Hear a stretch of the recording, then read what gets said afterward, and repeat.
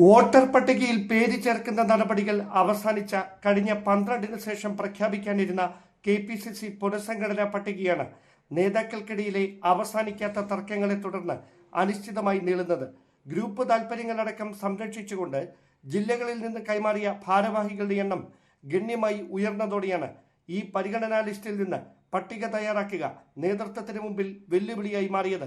ഭാരവാഹി പട്ടികയുടെ പേരിൽ KC വേണുഗോപാൽ, K സുധാകരൻ പക്ഷങ്ങൾ നേർക്കുനേർ എത്തിയതോടെ പ്രതിസന്ധി കൂടുതൽ രൂക്ഷമായി. KPCC അധ്യക്ഷനായിരുന്നപ്പോൾ സുധാകരന്റെ അറ്റാച്ച്ഡ് സെക്രട്ടറിയായിരുന്ന K ജയന്ത് KC പക്ഷത്തേക്ക് മാറുകയും പുനഃസംഘടനയിൽ 11 KPCC വൈസ് പ്രസിഡന്റുമാരുടെ പട്ടികയിൽ ഇടം പിടിക്കുകയും ചെയ്തതോടെയാണ് സുധാകരൻ നിലപാട് കടുപ്പിച്ചത്.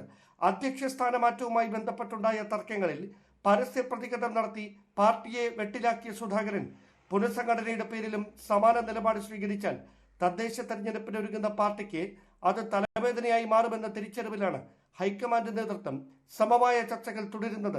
അതേസമയം ജയന്തിനെ പട്ടികയിൽ ഉൾപ്പെടുത്തിക്കൊണ്ടുള്ള ഒരു അനുനയ നീക്കവും താൻ അംഗീകരിക്കില്ലെന്ന നിലപാട് K സുധാകരൻ ദേശീയ നേതൃത്വത്തെ അറിയിച്ചതായാണ് വിവരം. അതിനിടെ തിരുവനന്തപുരം DCC അധ്യക്ഷ സ്ഥാനവുമായി ബന്ധപ്പെട്ട് നിലനിന്നിരുന്ന തർക്കം പരിഹരിക്കാൻ താൽക്കാലിക അധ്യക്ഷനായ N ശക്തനെ തുടരാൻ അനുവദിക്കാനുള്ള നീക്കത്തിനെതിരെ അദ്ദേഹം തന്നെ രംഗത്തെത്തിയതോടെ നേതൃത്വം വീണ്ടും വെട്ടിലായി. നിയമസഭാ തെരഞ്ഞെടുപ്പിൽ തന്നെ അവഗണിക്കാനുള്ള ശ്രമത്തിന്റെ ഭാഗമായാണ് അധ്യക്ഷ സ്ഥാനത്ത് നിലനിർത്താനുള്ള ശ്രമം നടക്കുന്നതെന്ന് ശക്തൻ ഹൈക്കമാൻഡ് പ്രതിനിധിയെ അറിയിച്ചതോടെ അനുനയ സാധ്യതയും അകലെയായി. ഭാരവാഹികളുടെ എണ്ണം 100 കടന്നാലും അത്ഭുതപ്പെടാനില്ലെന്ന് സൂചന നൽകിയ ഒരു പ്രവർത്തക സമിതി അംഗം എന്നിട്ടും തർക്കങ്ങൾ തുടരുകയാണെങ്കിൽ തൽസ്ഥിതി തുടരുന്നതല്ലേ ഭേദമെന്നായിരുന്നു അനൌദ്യോഗികമായി നടത്തിയ പ്രതികരണം. Dan Kurian, news 18, Thiruvananthapuram. Dan Kurian തന്നെ വിവരങ്ങളുമായി നമുക്കൊപ്പം ചേർന്നു. ഡാൻ, ഇവിടെ കോൺഗ്രസ് പുനഃസംഘടനയിൽ അനിശ്ചിതത്വം ഉണ്ടാകുന്നു. ഏറ്റവും പ്രധാനമായി ഈ തദ്ദേശ തെരഞ്ഞെടുപ്പിന് മുൻപ് പുനഃസംഘടന നടപടികൾ പൂർത്തിയാക്കാനുള്ള ഹൈക്കമാൻഡിന്റെ ഇടപെടലും ഇവിടെ വെറുതെ ആകുന്ന കാഴ്ചയാണ് കാണാൻ സാധിക്കുന്നത്. ഡാൻ, ഏത് പ്രമുഖർ തമ്മിലുള്ള പ്രശ്നമാണ് ഇവിടെ പരിഹരിക്കാനാവാതെ പോയത്?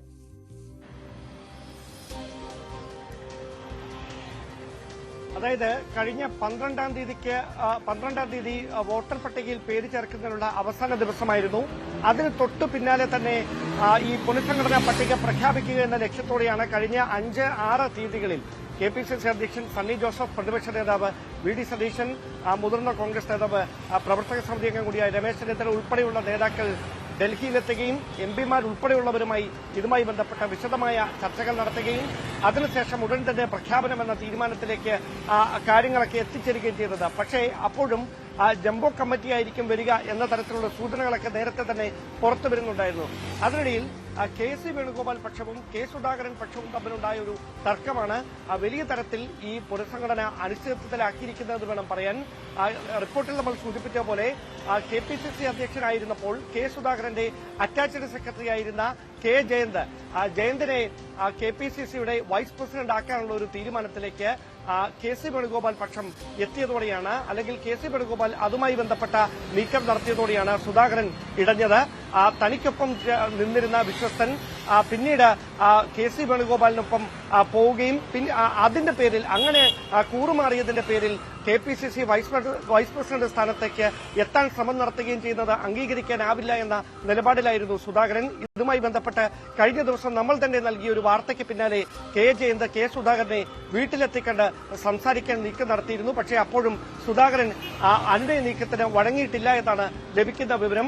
ജയന്തിനെ പട്ടികയിൽ ഉൾപ്പെടുത്തിക്കൊണ്ട് ഈ പുനഃസംഘടനാ നടപടിയുമായി മുമ്പോട്ട് പോയാൽ അതിൽ കൃത്യമായ അമർഷം പരസ്യമായി തന്നെ രേഖപ്പെടുത്തും എന്ന നിലപാടിലാണ് സുധാകരൻ. അതാണ് നിലവിൽ ഈ തർക്കങ്ങൾ ഒരു പരിധിവരെ പരിഹരിച്ചിരുന്ന പുനഃസംഘടനയുമായി ബന്ധപ്പെട്ട തർക്കങ്ങൾ വീണ്ടും രൂക്ഷമാക്കുന്ന സ്ഥിതിയിലേക്ക് കാര്യങ്ങൾ എത്തിച്ചത്. അതിനു പുറമെയാണ് പാലോട് രവിയുമായി ബന്ധപ്പെട്ട വിവാദ ഫോൺ സംഭാഷണം ഉണ്ടായതിന് പിന്നാലെ അദ്ദേഹത്തിന് പകരക്കാരനായി DCCയുടെ താൽക്കാലിക ചുമതല നൽകിയ N ശക്തൻ അദ്ദേഹം തന്നെ ഈ അധ്യക്ഷ സ്ഥാനത്ത് നിലനിർത്താനുള്ള നീക്കമുണ്ടായാൽ താൻ രാജിവെക്കുമെന്ന് പരസ്യ നിലപാടെടുക്കുകയും ഹൈക്കമാൻഡ് പ്രതിനിധിയെ തന്നെ അക്കാര്യം അറിയിക്കുകയും ചെയ്തത്. അദ്ദേഹം നിയമസഭാ തെരഞ്ഞെടുപ്പിൽ തിരുവനന്തപുരത്ത് നിന്ന് ഒരു സുരക്ഷിത മണ്ഡലത്തിൽ മത്സരിക്കണമെന്ന താൽപര്യത്തിലാണ്. അതുകൊണ്ട് തന്നെയാണ് DCC അധ്യക്ഷ സ്ഥാനത്ത് തുടരുന്ന ഒരു സാഹചര്യമുണ്ടായാൽ നിയമസഭാ തെരഞ്ഞെടുപ്പിൽ മത്സരിക്കുക എന്നത് മോഹം മാത്രമായി മാറും എന്ന ഒരു തിരിച്ചറിവ് തിരിച്ചറിവിന്റെ അടിസ്ഥാനത്തിൽ അധ്യക്ഷ സ്ഥാനത്ത് നിന്ന് രാജിവെക്കുമെന്ന മുന്നറിയിപ്പ് നേതൃത്വത്തിൽ നൽകിയത്. ഇതോടെ തിരുവനന്തപുരത്തേക്ക് DCC അധ്യക്ഷ സ്ഥാനത്തേക്ക് എൻ ശക്തന് പകരക്കാരായി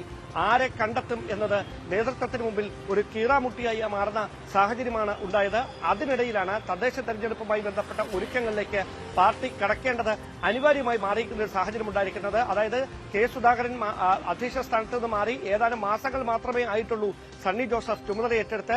അദ്ദേഹം ജില്ലാ തലങ്ങളിൽ പ്രചാരണം നയിച്ച് നേതാക്കളുമായി നേരിട്ട് ഇടപെടുകി സംഘടനയെ ശക്തിപ്പെടുത്താനുള്ള പ്രവർത്തനങ്ങളുമായി മുമ്പോട്ട് പോകുന്നതിനിടയിലാണ് പുനഃസംഘടന ഒരു വലിയ കീറാമുട്ടിയായി നേതൃത്വത്തിന് മുമ്പിൽ വരുന്നത്.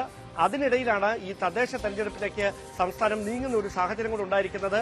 അതുകൊണ്ട് തന്നെ പെട്ടെന്ന് ഇനി പുനഃസംഘടന നടത്തിയാൽ അതിന്റെ പേരിൽ ഉണ്ടാകുന്ന പൊട്ടിത്തെറികൾ ഒരുപക്ഷെ പാർട്ടിക്ക് താങ്ങാവുന്ന സ്ഥിതിക്ക് അപ്പുറത്തായിരിക്കും. അതുകൊണ്ട് പെട്ടെന്ന് പുനഃസംഘടന പൂർത്തിയാക്കുക എന്ന് പറയുന്നത് നേതൃത്വത്തിന് മുമ്പിൽ വലിയൊരു വെല്ലുവിളിയായി മാറിയിരിക്കുകയാണ്. അങ്ങനെയാണെങ്കിൽ അത് സമ്പൂർണ്ണമായി അനിശ്ചിതത്വത്തിലാകുന്ന ഒരു സ്ഥിതിയിലേക്ക് നിലവിൽ രാഷ്ട്രീയ സാഹചര്യങ്ങൾ എത്തിയിരിക്കുന്നു. ഇനി ഈ തർക്കങ്ങൾ മുതിർന്ന നേതാക്കൾക്കിടയിൽ നിലനിൽക്കുന്ന തർക്കങ്ങൾ പരിഹരിച്ചാൽ മാത്രമേ പുനഃസംഘടനാ നടപടികളുമായി മുമ്പോട്ട് പോകാൻ കഴിയൂ ഹൈക്കമാൻഡ് നേതൃത്വത്തിന് എന്നതാണ് നിലവിലെ സ്ഥിതി.